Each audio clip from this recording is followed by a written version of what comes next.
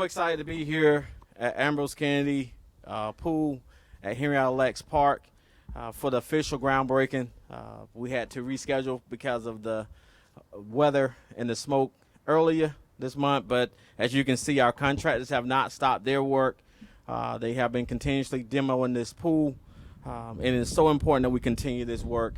And this is just a tribute, and I want to just take this time to thank Mayor Scott for his commitment to recreation and what we're doing in the city throughout. We have Senator McCray here. Thank you, sir, for your continued support. Councilman Stokes, thank you. Me and you talk quite often about different things we're doing. And Delegate Young, I believe it's all the elected officials that's here. I don't think I'm missing anybody. Also want to recognize my good friend and colleague, Pastor Lance from Parks and People, excuse me, for your continued work. And then Ms. Regina Hammond and the entire Rebuild Johnson Square community for your continued support and patience as we have been working to move this project forward. So without further ado, I would like to kind of move this forward. And first up, we'll have our Mayor Brandon Scott. Thank you. Good morning, everybody. And you got to excuse Director Moore's voice. He has vacation voice. This is his first day back to work. And I'm excited to be here this morning in East Baltimore at the Henrietta Lacks Educational Park. I want to thank Madam Mayor of Ms. Regina from Johnson Square and the City Council of Johnson Square for allowing us all to be here, but more importantly, for your work to rebuild Johnson Square each and every day. We would not be here without you all's leadership. I want to thank my Senator Corey McCray, my delegate Kaylin Young, Councilman Robert Stokes, Director Moore, Pastor Lance, and our partners at Parks and People. As we know, we are still in the midst of what we are calling out our rec rollout. Our rollout of all our plans to upgrade the city's recreational spaces, including our swimming pool. Together, we are ushering a new era in recreation, one that is equipped with high-quality, state-of-the-art facilities and services that benefit the overall well-being of our residents. In the past couple months, as you know, if you didn't know, you're going to find out today, we've cut the ribbon on new playgrounds at Falstaff Elementary and Solo Griffs Park, kicked off renovations at J.D. Gross Recreation Center, my community rec center when I was growing up, and we broke ground on a brand new Chick Webb Memorial Recreation Center here in East Baltimore, not too far from where we are today. And it doesn't stop there. There are more rec centers to come. There are more playgrounds to come. There are more basketball courts to come. But today, we are here for the further advancement of revitalizing this beautiful park. Within the past few years, this park has received updated basketball courts, bathrooms, green spaces, walkways, splash pads that we all know that now works after a few minutes ago. And I am now pleased to announce that a brand new pool is on the way, improving our recreation. Yes. Improving this pool in all of our recreation spaces is a major victory for our city, but most importantly for Baltimoreans. Our pools are an important resource in our communities in the summer months. This is why we're investing in quality recreational facilities that promote exercise and provide a venue for positive social interactions and community building. So, I'm pleased to announce that in addition to several upgrades that this pool will receive, it will also be a ADA compliant pool so that this is a space that everyone can come to and enjoy. The renovations will include an ADA lift, a pool deck, water slide, new water line in addition to new mechanical equipment, and my favorite, the removal of the fence from out of the middle of the pool. Because in some way, somehow, someone thought it was okay to put a metal fence in the middle of a pool. And we know that those people would only do that in East Baltimore or West Baltimore. Those days are gone. This neighborhood deserves a high-quality pool like the one you're going to get, and we're sure as hell not going to put a metal fence in the middle of it to try to do it, to have it as a divider. We are going to invest in these facilities to make sure that they are 21st century and that they are treated with the same, you and your neighbors are treated with the same respect that folks get at country club pools around suburban Baltimore, our Baltimore region. So, I also want to congratulate Johnson Square again for your community input and playing an integral role about how we advance this project. And I look forward to coming back to celebrate the ground opening with you all soon, which means that I'm going to jump into the pool and going to challenge all my elected official friends to do the same with me. And with that, and Director Moore as well, there's no tagging it off. Senator, everybody has to jump in the pool. And with that, I will turn it over to my good friend and Senator Corey McCray. Thank you.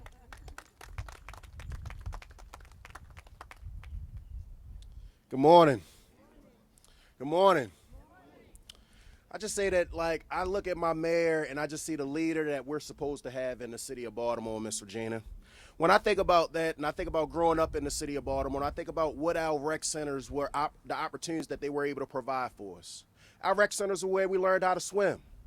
Our rec centers were where we learned how to skate. Our rec centers were where we learned how to play basketball. For some of us, our rec centers were where we met our first girlfriend. But at the end of the day, our rec centers play such a large, important role in the future generations of the city of Baltimore. So, Mr. Mayor, I say thank you, thank you, thank you. And to Director Moore, I say thank you for your leadership in seeing this through and making sure that we're investing in the greatest gifts that we have, which is our young scholars. And then I think about our mayor of Johnson Square. And I think about all those, a round of applause is, and I think about all those blue shirts in the crowd. And Miss Regina, when I think about when I was standing over there just a minute ago, I know that this didn't just start yesterday. I know that this didn't just start a year ago, 2 years ago, 5 years ago, but I've seen you organizing and your team organizing more than a decade. And this is the fruit that we've been able to bear. You see, Rebuild Johnson Square understands the fundamentals. They're not cheating at this. They're looking at this from a housing standpoint. They're looking at this from an affordable housing standpoint. They're looking at this from a green space standpoint. They're looking at this by making sure that we can reduce the amount of liquor outlets that are in our neighborhoods. They're thinking about it from a maker space. They're thinking about it from an artistic. They're thinking about it from every point of view, and that organizing is starting at the bottom. So I say thank you, thank you, thank you, because we're not going to be in these positions one day. And these young folks are going to be glad because there were leaders that stood up and were doing the organizing, not just one day, not just 1 year, but decades and decades to make sure that we can bring this to fruition. Thank you again.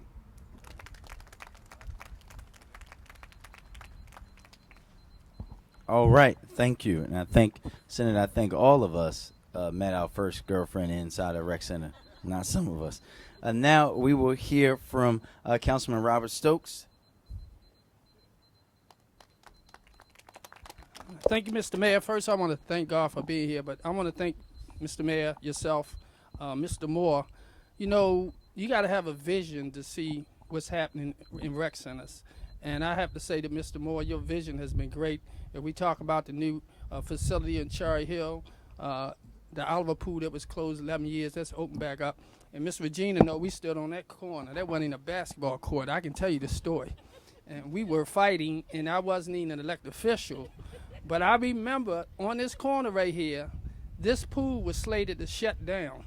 And we stood on that corner of Harford Road saying it cannot happen in this city and not in this community.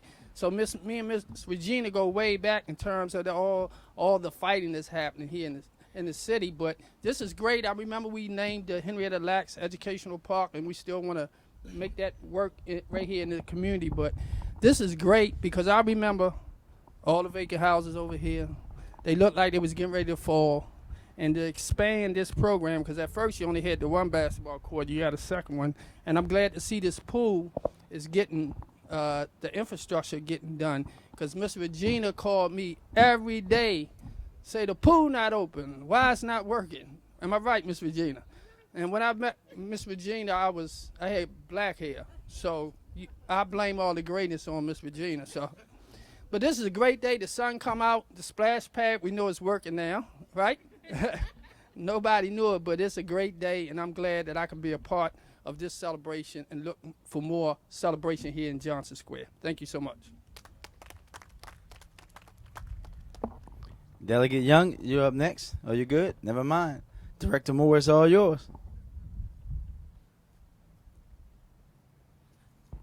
Wow, so excited. to be here. As the mayor said, yeah, this is my first day back, and you can imagine the first 2 hours, some of the things that came my way, and then you get here, and then you have the splash pad that comes on. But I do apologize to everyone, but I see we still got that quickness because we was able to move everybody around pretty quick, but I do, again, apologize. But this is why it's so important that this work happens.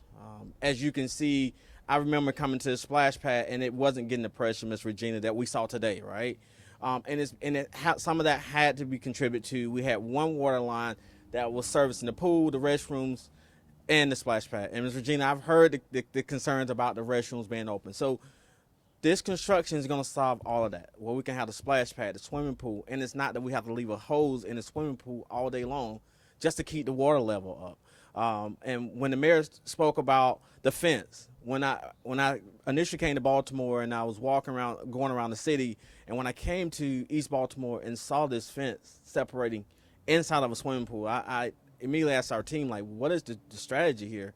Why did everybody think that was safe? So I agree with the mayor. That is one of our commitments, and that is why we're committed to continually to improve all of our swimming pools throughout our city. We've completed a full assessment of all of our pools, and we're moving to construct them. So I do want to take this time again to apologize. I know the community felt like maybe we wasn't moving fast enough, but when you're constructing things or when you're designing things, sometimes there is delays. Or when you bid things, sometimes you don't get the bids you want, you have to bid it again. But we're here.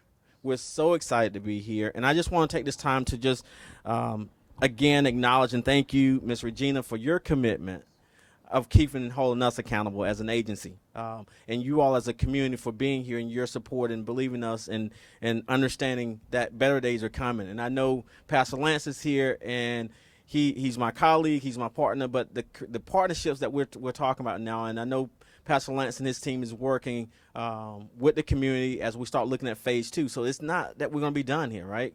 The swimming pool is happening. There's a phase 2 to this, but this is not possible without the community, without the support of Ms. Hammond and you all as a community being committed to recreation, because that's what make our jobs easier when we can get the feedback and the input from the community.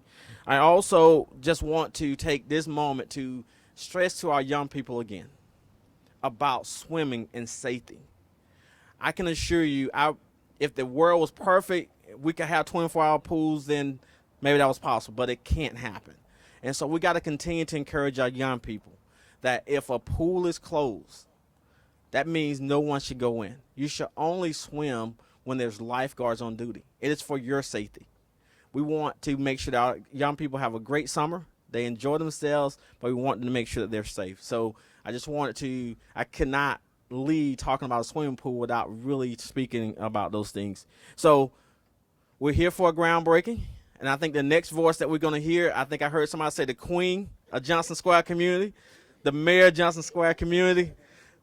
Everyone, the next voice you're going to hear is Miss Regina Hammond.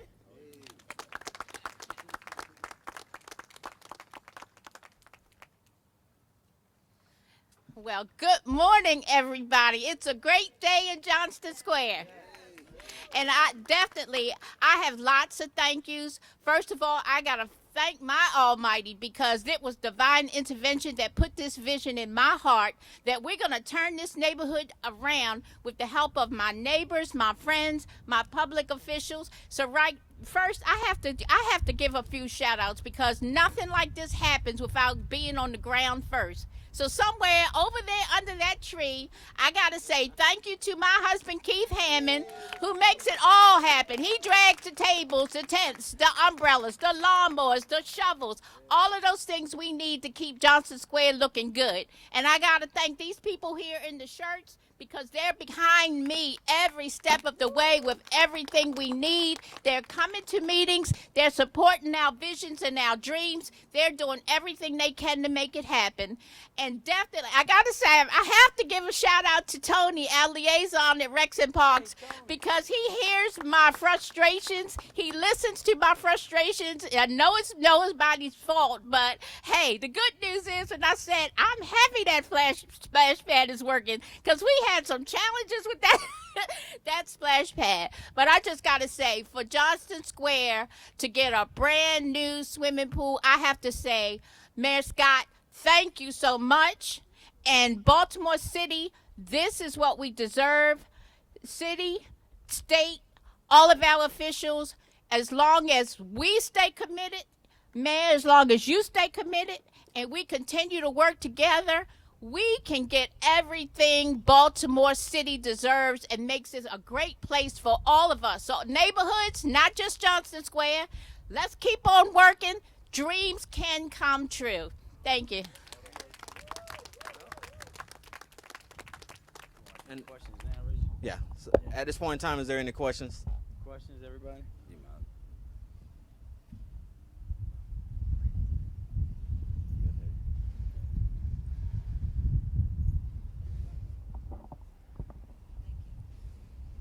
I have two Oh, hold on, Alex. There you go. Now you're good. I have two off-topic questions. Mr. Yeah, go ahead. Okay. 1 week since the deadly mass shooting, we've heard shell casings from more than a dozen guns recovered, a 17-year-old in custody but not charged with the actual shooting. Why haven't we received more updates on this investigation? Why isn't this investigation further along? So this investigation is pretty far along, but as we do with any case, especially a homicide or mass shooting, our detectives working with our local, state, and federal partners on this will continue to go through every single thing, and we'll be making charges as we track down every lead. So what I would say is that our detectives are working very hard. We know that those initial charges will have been brought, and we'll be working with our state's attorney and other folks to see how other charges will be brought. But when we're giving updates when they're appropriate. What we're not going to do is give out any information in the press that those who we may be looking for might see themselves. We're going to be responsible with that information, and our detectives who are working with not just our local detectives, who are working with our state and federal partners, are the best in the world, and they're handling this with the utmost urgency, and they will bring these folks to justice. But again, if anybody knows any extra information, please let us know. 410-396-2100. That's the number. Given this deadly mass shooting in its entirety, the handling of the events leading up to it, the mass shooting itself, and the investigation thus far, has it swayed your confidence in Worley as the next commissioner for Baltimore? No. We're talking about the city of Baltimore running a 20% reduction in homicides, which is double the national average right now for cities, right? Most cities that are seeing a reduction are doing around 10. We're at 20. That means we're leading essentially in that around the country. And I have the utmost confidence in Commissioner Worley, and we'll continue to do that as we see that 20% reduction in homicides grow, and we see that reduction in non-fatal shootings that we're going to push to grow each and every day. Is there anything further you can share on the investigation? The investigation is ongoing, and as we have updates, as we did last week with the arrest, we'll be sure to give you guys that information when appropriate. But what the residents of Baltimore should know is that we are still tracking down those individuals, and we will not stop until they're sitting in a jail cell. Thank you. All right, now we can, Madam Mayor, with your blessing, we'll throw some dirt.